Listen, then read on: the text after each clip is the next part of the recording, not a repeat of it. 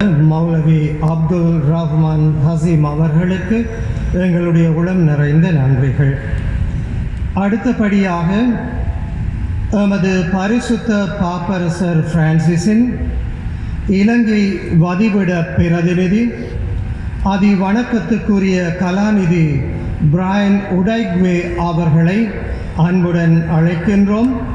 எங்களுக்காக இறைவேண்டுதல் செய்யுமாறும் பாப்பரசரின் செய்தியை எங்களுடன் பகிர்ந்து கொள்ளுமாறும் அவரை அன்புடன் அழைக்கின்றோம்.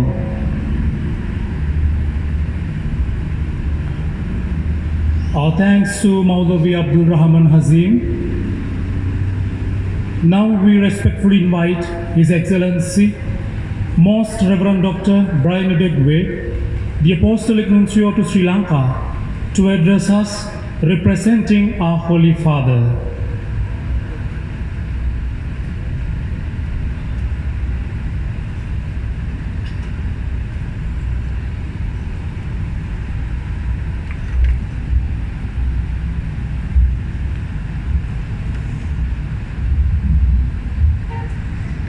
Your Eminence, Cardinal Malcolm Rampith, venerable members of the Mahasangha, your lordships, and all religious dignitaries,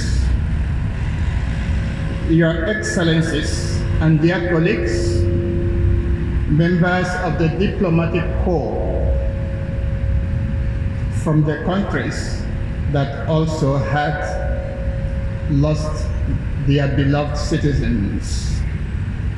Here I recognize the ambassadors, high commissioners, and representatives from the United States of America, the United Kingdom, India, Australia, Japan, Switzerland, Turkey, Bangladesh, France, Netherlands, and the EU.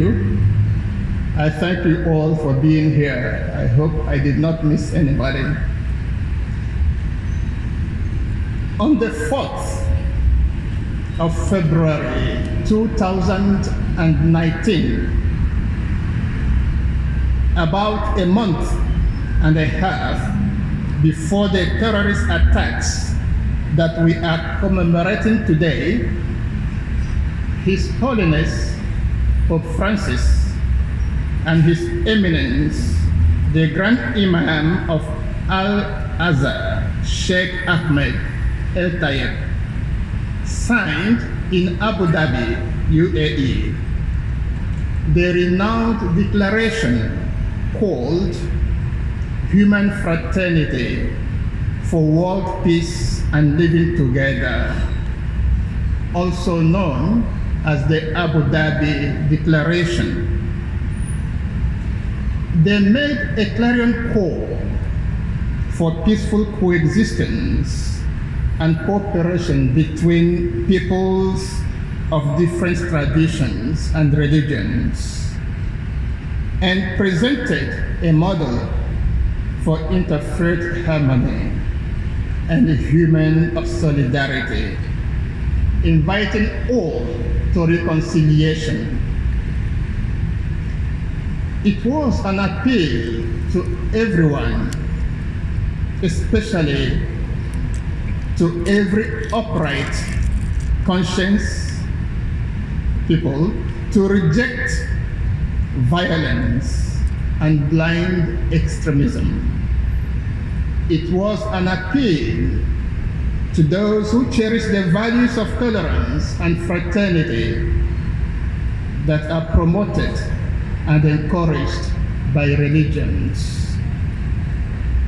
I deem today and the ceremony that we are having appropriate to recall the attention of all and sundry to this message, which the two great religious leaders made in the name of different religions.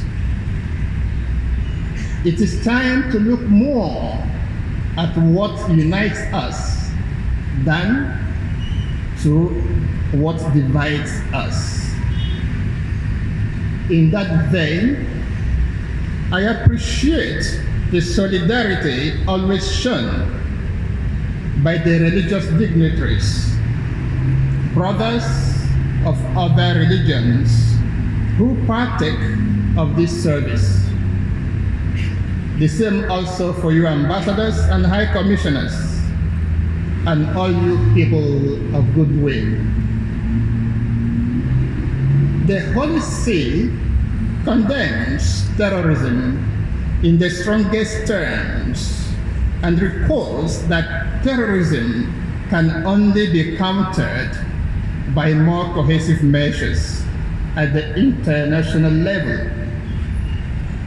As terror knows no border, the international community as a whole must deny terrorists access to cyber technologies to recruit new adherents from different parts of the world, or finance their activities and coordinate terror attacks.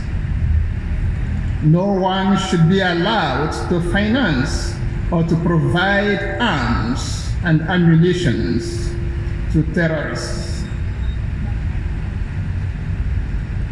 The tragic event of that fateful morning 4 years ago, which caused death and great suffering, is still fresh in the minds of the people, and particularly of the directly affected. We grieve that the truth behind it is still evading us. The commemoration ceremonies are definitely not to seek revenge, but to pray and seek justice for the innocent victims.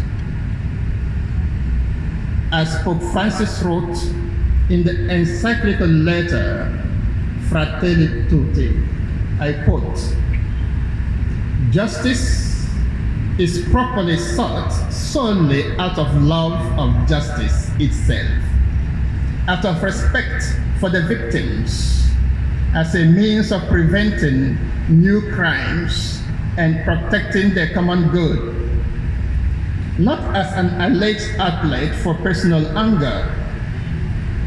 Forgiveness is precisely what enables us to pursue justice without falling into the spiral of revenge or the injustice of forgetting." End of quotation. At the same time, we recall that such contemptible acts go against the teachings of the four major religions practiced in this beautiful island, and which unreservedly condemned the act. I earnestly appeal that we continue to pray for the victims, the martyrs of the attacks, that they remain in the presence of God. In the book of Wisdom, we read that the souls of the righteous are in the hand of God, and no torment will ever touch them. At the same time, we also implore them to intercede for us, knowing that the blood of martyrs is the seed for the growth of the church. As we renew our commitment to never let such atrocities happen again,